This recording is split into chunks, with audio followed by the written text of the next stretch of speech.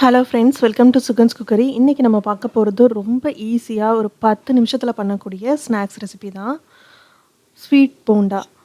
So இப்போ பாருங்கள், இந்த போண்டா வந்து எந்த அளவுக்கு ரொம்ப சாஃப்டாக, அதே சமயத்தில் வெளியில் ரொம்ப கிறிஸ்பியாக ஸ்பாஞ்ச் போல் வந்திருக்கு. இதே மாதிரி போண்டா இப்போ எப்படி செய்கிறதுன்னு பார்க்கலாம் வாங்க.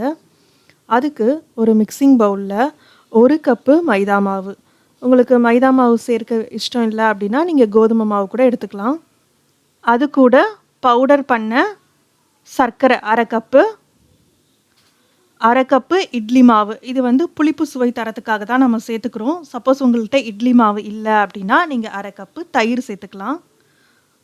அது கூட கொஞ்சமாக ஒரு பிஞ்ச் பேக்கிங் சோடா சேர்த்துட்டு இது எல்லாத்தையும் நல்லா மிக்ஸ் பண்ணிக்கோங்க. ஃபஸ்ட்டு இதில் இட்லி மாவுலேயும் உப்பு இருக்கும் அப்படிங்கிறதுனால நான் இதில் வந்து எந்த உப்பும் ஆட் பண்ணலை. சப்போஸ் நீங்கள் வந்து இட்லி மாவில் உப்பு ஆட் பண்ண மாட்டீங்க அப்படின்னா கொஞ்சமாக ஒரு துளி உப்பு போட்டுக்கோங்க. போட்டுட்டு இதை வந்து கொஞ்சம் தண்ணி ஊற்றி நல்லா கெட்டியாக பிசைஞ்சுக்கலாம். போண்டா மாவு பார்த்திங்கன்னா இந்த அளவுக்கு உங்களுக்கு நல்லா கெட்டியாக இருக்கணும். அதே சமயத்தில் அதில் கட்டி எதுவும் இருக்கக்கூடாது. அந்தளவுக்கு கட்டி இல்லாமல் நல்லா கரைச்சிக்கோங்க. ஸோ இப்போ வந்து நம்மளோட போண்டா மாவு ரெடி ஆகிடுச்சு. இதை வந்து ஒரு 5 நிமிஷம் நல்லா மூடி வச்சுருங்க.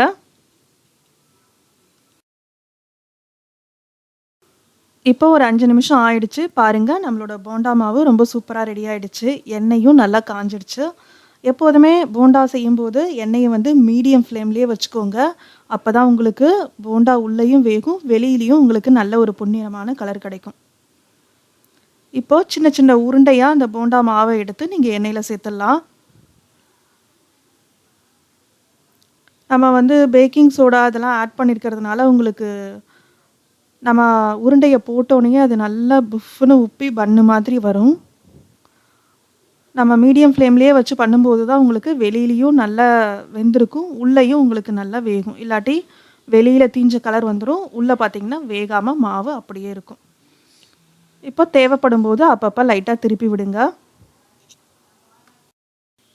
இப்போ பாருங்கள், போண்டாவை சுற்றி உள்ள பபிள்ஸும் நல்லா குறைஞ்சிருச்சு. நம்மளோட போண்டாவும் நல்லா பொன்னிறமாக செவந்துருச்சு.